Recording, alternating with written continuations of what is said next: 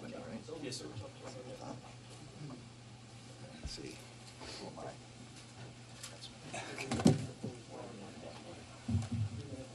So you in Albany? Yeah. Why? Are we ready to get started? Yeah. Okay, so good morning, everyone, and welcome to the Southern District of New York. I'm thrilled to have the Attorney General here today with us. I'm looking forward to our discussion about not only our shared successes, and there are certainly many, but also our shared challenges. Those challenges range from the opioid epidemic that continues to rage, gun violence that continues to harm our communities, and national security and hate crime threats that we continue to monitor, especially after Hamas's horrific attacks on 10/7. Everyone in this room signed up for this work, not because it's easy, but because it's hard and necessary. Everyone in this room signed up for this work so that we can lean into these challenges and help solve them. We are proud to do the work that we do, and I want to thank all of you for being outstanding partners to this office and for everything you do to keep New Yorkers and the American people safe. It's now my pleasure to turn the floor over to the Attorney General of the United States, Merrick Garland. Good morning. In just a few minutes, U.S. Attorney Williams and I will meet with some of our New York law enforcement partners. I'm grateful to each of them for being here. I look forward to our discussion. While these kinds of meetings between the Justice Department and our law enforcement partners are always important, the current global threat environment makes this one particularly urgent. Over the past several days, over 40 hostages who were kidnapped by Hamas on October 7th have been released. Among them is Abigail Edan, a 4-year-old American. We welcome Abigail's return and hope to see the return of more hostages in the days to come. The Justice Department's Victim Services Offices, including our Office for Victims of Crime and the FBI's Victim Services Division, stand ready to provide assistance to released Americans and to their families.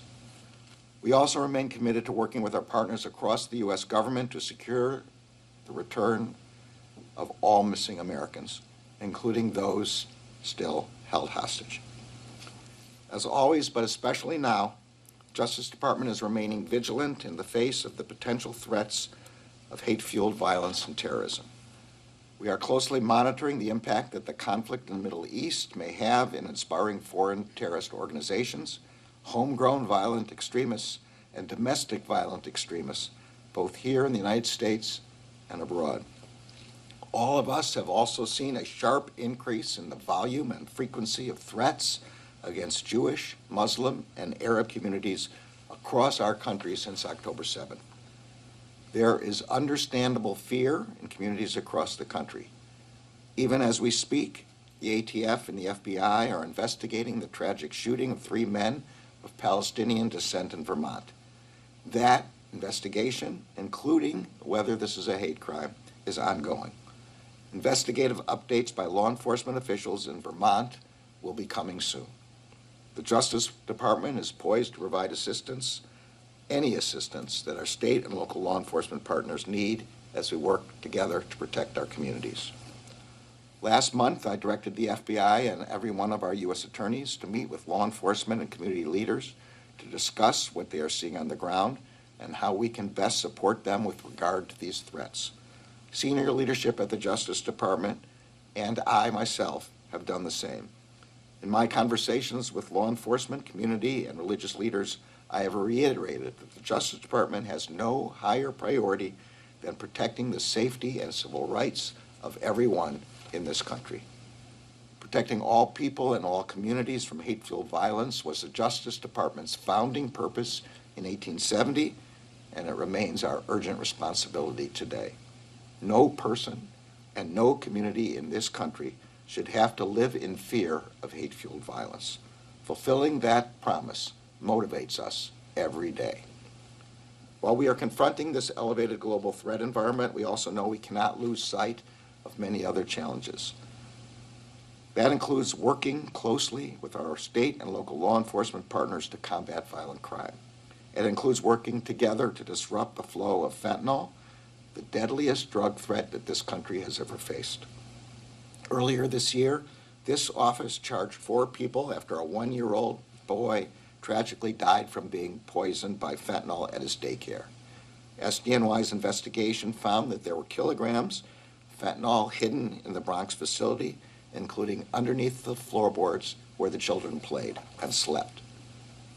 Although one of the defendants in that case fled to Mexico, we were able to secure his return to the United States to ensure that he will face justice here in New York.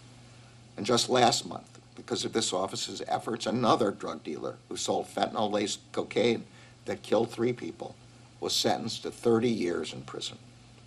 This office also has an important part of the Justice Department's broader strategy to disrupt and dismantle fentanyl by attacking every link in the chain of the trafficking networks. In April, we announced charges in this district against 23 members, leaders, and associates of the Sinaloa cartel, which runs the largest, most violent, and most prolific fentanyl trafficking operation in the world. Since that indictment, one of the defendants, Ovidio Guzman Lopez, a leader of the Sinaloa cartel and a son of El Chapo, was extradited from Mexico to the United States to face American justice. And just last week, another defendant, Nestor Isidro Perez Salas, also known as El Nini, one of the Sinaloa cartel's lead sicarios or assassins who led security operations for the cartel, was captured by the Mexican government. We are seeking his extradition to the United States. And in June, this office charged a China-based chemical company and arrested 2 of its employees for producing and distributing to the United States and Mexico the building blocks needed to manufacture deadly fentanyl. These are just a few examples of the work we are doing in this office and across the country to combat fentanyl trafficking and to hold accountable those who are flooding our communities with this poison. And these examples represent just a fraction of what this office is doing to help fulfill the Justice Department's overall mission to uphold the rule of law, to keep our country and our communities safe, and to protect civil rights. I am very proud of the incredible men and women of the United States Attorney's Office for the Southern District of New York. I am proud of the partnerships that they have built with the law enforcement leaders who are here with us today, and I look forward to our conversation. Thank you.